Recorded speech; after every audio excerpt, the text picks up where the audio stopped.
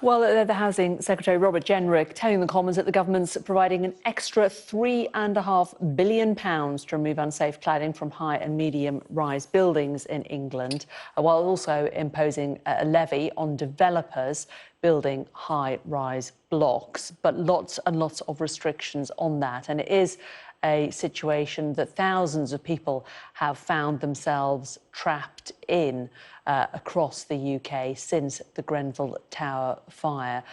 Let's cross to our reporter Caterina Vitozzi, who is able to join us now.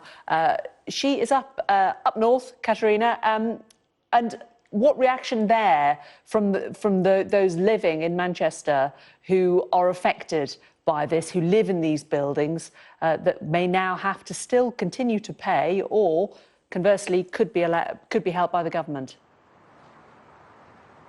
Yeah, I'm outside one building which has a number of fire risk issues, and in fact things are so bad here that the residents have to pay many thousands of pounds for a 24-hour fire watch. That's a team, they call a waking watch. They have to go around and try and spot fires early, obviously to prevent them spreading any further. Let's speak to one of these residents to get some reaction to what we've just heard from Robert Jenrick. This is Matt Hallsworth. You live in this block just behind me.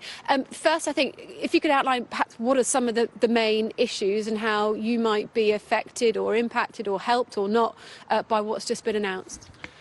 So yeah, I live in this apartment here. We've been given bills of around £38,000 for the cost of the cladding at the sides, but we've also got like huge costs coming in that we still don't know the full extent of, around things like the fire breaks, compartmentation, insufficient kind of insulation or the wrong insulation inside. We've got balconies as well, which don't necessarily come under a definition of cladding. So we've still got lots of issues that I don't think have been covered at all today. And that is, I suppose, one key thing, isn't it? Because as you said, we heard a lot about cladding, ACM cladding in particular. But as you've outlined, there's numerous fire safety risks with your building, which have been identified, which might not come under the government assistance.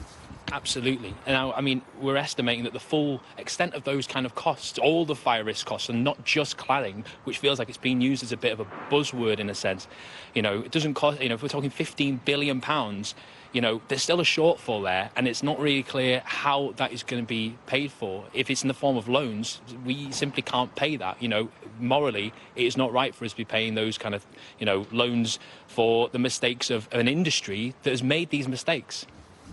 What's it like? What sort of toll does it take? Obviously, there's the financial costs of paying for the fire watch, potential remedial works, but what sort of mental toll does it take being in this building? What's it been like? Honestly, it feels like a prison. It feels like we're trapped. Me and my partner had planned to move on with our lives, to have a family, move away, and we've been trapped here. With lockdown, we're here 24 hours a day, trapped in what is essentially a flammable prison, stuck, potentially being on the verge of financial ruin if we're made to pay the kind of costs that are being suggested. It takes a huge toll on mine and my partner's mental health. We've both sought help for it. It's just relentless. It feels relentless, constant, being kicked when we're down by, an industry who made mistakes. None of this is our fault, and it feels like we're being punished for that. So, £3.5 billion, a levy on the industry, it's a start, but you think not enough to cover, the £15 billion it's been estimated to actually make all the buildings safe? Absolutely. Now, I mean, I welcome any help, any extension to the building fund to help people remediate, fix some of these problems. But ultimately, it isn't enough. It's still, the industry has cost all of this, and £2 billion clearly isn't enough to fix it. It feels morally wrong that we're being punished for the mistakes of that, and it's still, it's a start, but it feels like there's still a long way to go, and ultimately we're still in the dark over how this is going to affect us, and how, where is this money going to come from? There's still an anxiety around that as well, which is it's still pretty terrifying. Obviously, we heard from Robert Jenrick. He was talking about ACM cladding, government experts saying that that is the most dangerous type of cladding, that they've made big efforts to remove that from high-rise buildings. Do you feel like that has maybe taken priority over other fire risks that are an issue in your building? Yeah, absolutely. I mean, the Grenfell tragedy was something that no one wants to repeat, but it feels like when talking about it, it's almost describing as not as unsafe, less unsafe. If it's that safe, then why are we having to pay for a 24-hour watch to patrol our floors and sound an air horn if they find a fire? It's still dangerous. We're still at risk, and we're currently trapped here 24/7 in a valueless house that we're never going to be able to move from at the moment. It just feels like it's an effective soundbite, but it doesn't feel like it feels like the tip of the iceberg they're touching on, and we need more. We need a complete kind of expansion on what they're talking about here when it comes to fire safety risks. We're talking about the inside the walls. We're talking about balconies. We're talking about compartmentation of fire breaks. All these are things that affected Grenfell as well, and not just the cladding. And I think it's really important to outline that and make that clear.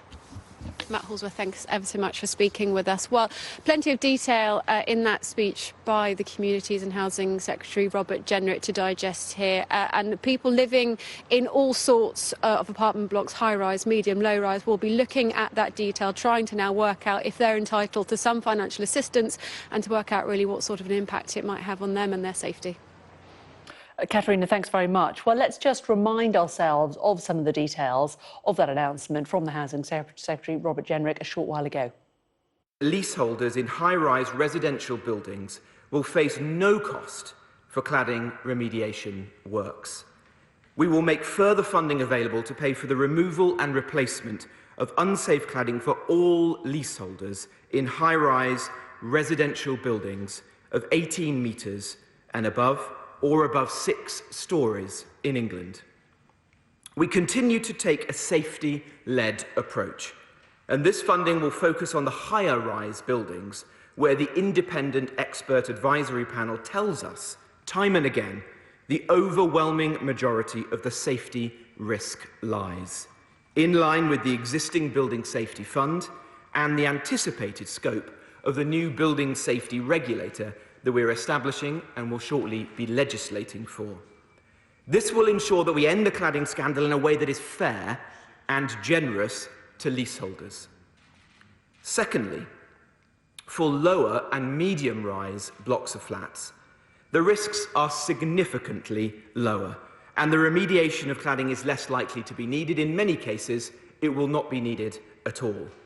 But where it is, costs can still be significant for leaseholders, which is why I'm announcing today that the government will develop a long-term scheme to protect leaseholders in this situation with financial support for cladding remediation on buildings between 4 and 6 stories. Under a long-term, low-interest scheme, no leaseholder will ever pay more than £50 a month towards the removal of unsafe cladding, many far less.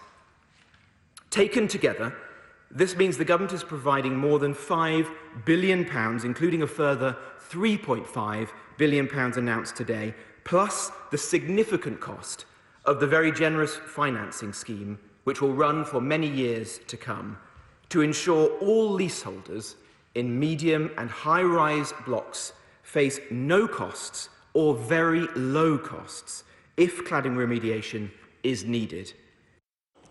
We're going to be getting lots more reaction to that throughout the next hour here on Sky News.